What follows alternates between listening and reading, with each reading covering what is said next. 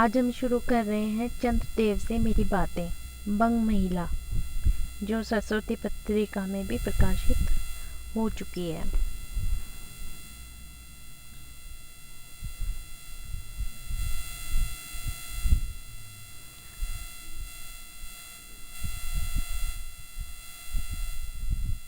भगवान चंद्रदेव, आपके कमल व्रत कोमल चरणों में इस दासी का अनेक बार प्रणाम। आज मैं आपसे 2-4 बातें करने की इच्छा रखती हूँ। क्या मेरे प्रश्नों का उत्तर आप प्रदान करेंगे? कीजिए, बड़ी कृपा होगी। देखो, सुनी अनसुनी सी बात मत कर जाना, अपने बड़प्पन की ओर ध्यान देना। अच्छा कहती हूँ, सुनो। मैं सुनती हूँ आप इस आकाश मंडल में चिरकाल से वास करते हैं। क्या ये बात सत्य है? यदि सत्य है तो मैं अनुमान करती हूँ कि इस सृष्टि के साथ ही अवश्य आपकी भी सृष्टि हुई होगी। तब तो आप ढेर दिन के पुराने बूढ़े कहे जा सकते हैं। आप इतने पुराने हैं तो सही, पर काम सदा से एक ही और एक ही स्थान में करते आते हैं। यह क्यों? क्या आपका डिपार्टमेंट में ट्रांसफ़र होने का नियम नहीं है? क्या आपकी गवर्नमेंट पेंशन भी नहीं देती? बड़े खेद की बात है। यदि आप हमारी न्यायशील गवर्नमेंट के किसी विभाग में सर्विस करते होते तो अब तक आपकी बहुत कुछ पदोन्नति हो गई होती और ऐसी पोस्ट पर रहकर भारत के कितने ही सुरमय नगर, पर्वत, जंगल और झाड़ियों में भ्रमण करते। अंत में इस वृद्ध अवस्था में पेंशन प्राप्त कर काशी ऐसे पुनीत और शांति धाम में बैठकर हरि नाम स्मरण करके अपना परलोक बनाते। ये बड़ी भारी भूल हुई। भगवान चंद्रदेव, क्षमा कीजिए, क्षमा कीजिए। आप तो अमर हैं, आपको मृत्यु कहाँ, तब परलोक बनाना कैसा? ओहो, देवता भी अपनी जाति के कैसे पक्षपाती होते हैं। देखो न, चंद्रदेव को अमृत देकर उन्होंने अमर कर दिया। तब यदि मनुष्य होकर हमारे अंग्रेज अपने जाति वालों का पक्षपात करे तो आश्चर्य ही क्या है।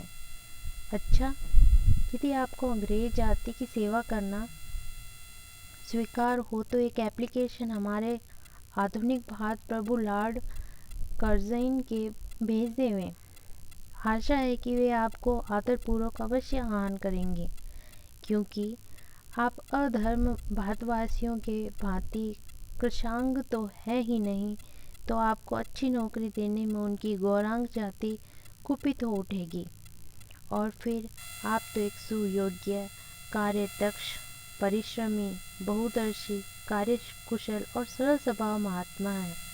मैं विश्वास करती हूँ कि जब लॉर्ड कर्जन हमारे भारत के स्थायी भाग्य विधाता बनकर आवेंगे, तब आपको किसी कमीशन का मेंबर नहीं तो किसी मिशन में भर्ती करके वे अवश्य ही भेज देंगे, क्योंकि उनको कमीशन और मिशन दोनों ही अत्यंत प्रिय है। आपके चंद्रलोक में जो रीति और नीति सृष्टि के आदिकाल में प्रचलित थे, वे ही सब अब भी हैं। पर यहाँ तो इतना परिवर्तन हो गया है कि भूत और वर्तमान में आकाश पाताल का सा अंतर हो गया है। मैं अनुमान करती हूँ कि आपके नेत्रों की ज्योति भी कुछ अवश्य ही मंद पड़ गई होगी, क्योंकि आधुनिक भारत संतान लड़कपन से ही चश्मा धारण करने लगी है। इस कारण आप हमारे दीनहीन क्षीण प्रभ भारत को उतनी दूर से भली भांति न देख सकते होंगे। अतएव आपसे सादर कहती हूँ कि एक बार कृपा कर भारत को देख तो आइए। यद्यपि इस बात को जानती हूँ कि आपको इतना अवकाश कहाँ, पर 8वें दिन नहीं तो महीने में एक दिन अर्थात अमावस्या को तो आपको हॉलीडे अवश्य ही रहती है।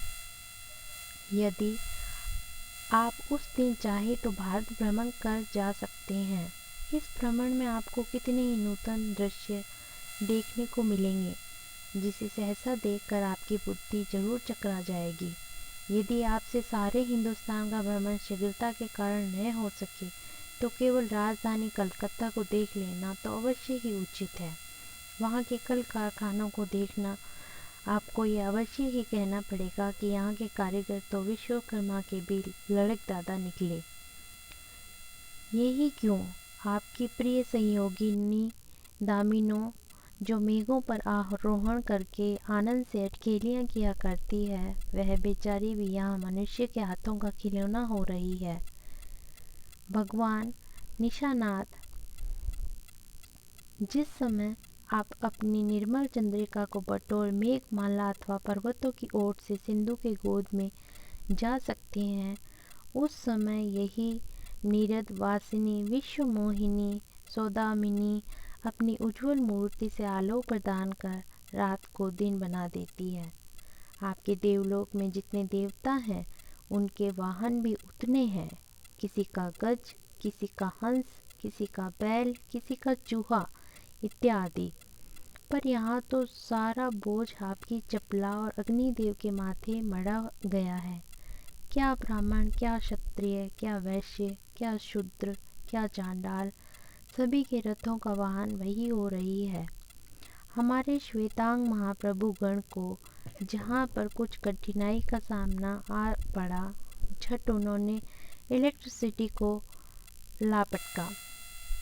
बस कठिन से कठिन कार्य ये सहज में संपादन कर लेते हैं और हमारे यहाँ के उच्च शिक्षा प्राप्त युवक काठ के पुतलों की भांति मुंह ताकते रह जाते हैं।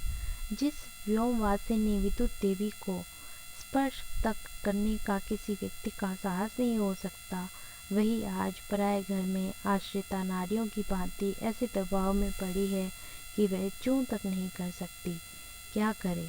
बेचारी के भाग्य विधाता ने दासी वृत्ति ही लिखा था।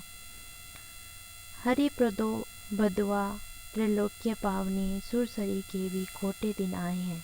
वह भी अब स्थान स्थान में बंधनग्रस्त हो रही है। उसके वृक्ष स्थल पर जहाँ तहाँ मोटे वृहदाकार खम्भ गाड़ दिए गए हैं। कलकत्ता आदि को देखकर आपके देवराज सुरेंद्र भी कहेंगे कि हमारी अमरावती तो इसके आगे नीरी फीकी सी जान पड़ती है। वहाँ इंडियन गार्डन तो पराजित परिशोभित नंदन कानन को भी मात दे रहा है।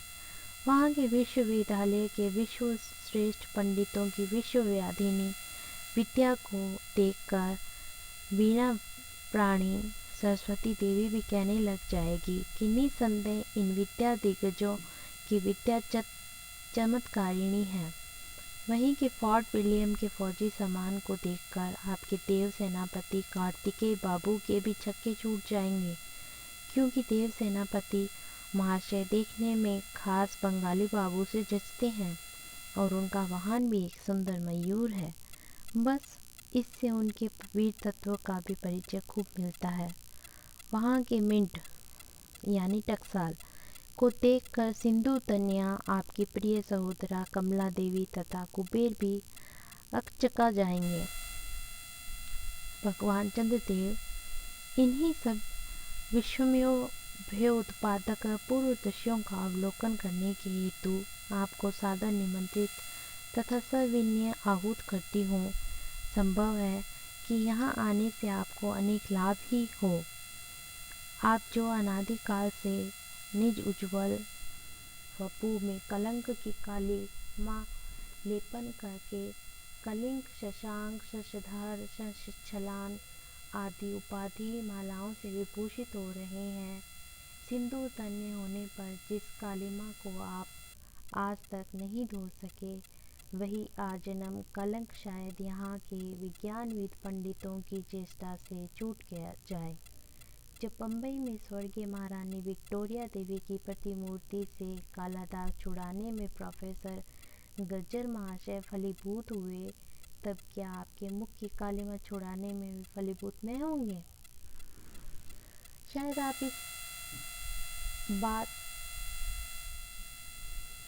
आप पर यह बात भी अभी तक विदित नहीं हुई कि आप और आपके स्वामी सूर्य भगवान पर जब हमारे भूमंडल की छाया पड़ती है, तभी आप लोगों पर ग्रहण लगता है। पर आपको तो अब तक वही पुराना विश्वास बना हुआ है कि जब कुटिल ग्रह राहु आपको निकल जाता है तभी ग्रहण होता है। पर ऐसा थोथा विश्वास करना आप लोगों की भारी भूल है। अतः हे देव, मैं विनय करती हूँ कि अब आप अपने हृदय से इस भ्रम को जड़ से उखाड़ देंगे, फेंक देंगे। अब भारत में मैं तो आपके और मैं आपके स्वामी भुवन भास्कर सूर्य महाशय ही के वंशधारकों का साम्राज्य है और मैं अब भारत की वह संशय श्यामला स्वर्ण प्रसूता मूर्ति की है। अब तो आप लोगों के अज्ञात एक अन्य द्वीपवासी परम शक्तिमान गौरांग महाप्रभु इस सुविशाल भारतवर्ष का राज्य वैभव भोग रहे हैं। अब तक मैंने जिन बातों का वर्णन आपसे स्थूल रूप में किया वह सब इन्हीं विशाल्य विशारद गौरांग प्रभुओं के कृपा कटाक्ष का परिणाम है। या तो यहाँ प्रतिवर्ष पदवीदान के समय कितने ही राज्य विहीन राजाओं की सृष्टि हुआ करती है, पर आपके वंशधरों में जो 2-4 राजा महाराजा नाम मात्र के हैं भी वे काठ के पुतलों की भांति जैसे उन्हें अनेक रक्षक नचाते हैं वैसे ही वे नाचते हैं। वे इतनी भी जानकारी नहीं रखते कि उनके राज्य में क्या हो रहा है, उनकी प्रजा दुखी है या सुखी। यदि आप कभी भारत भ्रमण करने आए तो अपने फैमिली डॉक्टर धन्वंतरी महाशय को और देवताओं के चीफ जस्टिस चित्रगुप्त जी को अवश्य लेते आएं। आशा है धन्वंतरी महाशय यहाँ के डॉक्टरों के सन्निकट चिकित्सालय संबंधी बहुत कुछ शिक्षा लाभ कर सकेंगे। यदि प्लेग महाराज आपके चंद्रलोक या देवलोक में घुस पड़े तो वहाँ से उनको निकालना कुछ सहज बात नहीं होगी। यही जब चिकित्सा शास्त्र के बड़े बड़े पारदर्शी उन पर विजय नहीं पा सकते तब वहाँ आपके देवलोक में जड़ी बूटियों के प्रयोग से क्या होगा। यहाँ के इंडियन पिनल कोड की धाराओं को देखकर चित्रगुप्त जी महाराज अपने यहाँ की दंड विधि कानून को बहुत कुछ सुधार सकते हैं। और यदि बोझ न हो तो यहाँ से वे 2-4 टाइपराइटर भी खरीद ले जाएं। जब प्लेग महाराज के अपार अनुग्रह से उनके ऑफिस में कार्य की अधिकता हुए तब उससे उनकी राइटर्स बिल्डिंग के राइटर्स के काम में बहुत ही सुविधा और सहायता पहुँचेगी। वे लोग 2 दिन का काम 2 घंटे में कर डालेंगे। अच्छा, अब मैं आपसे विदा होती हूँ।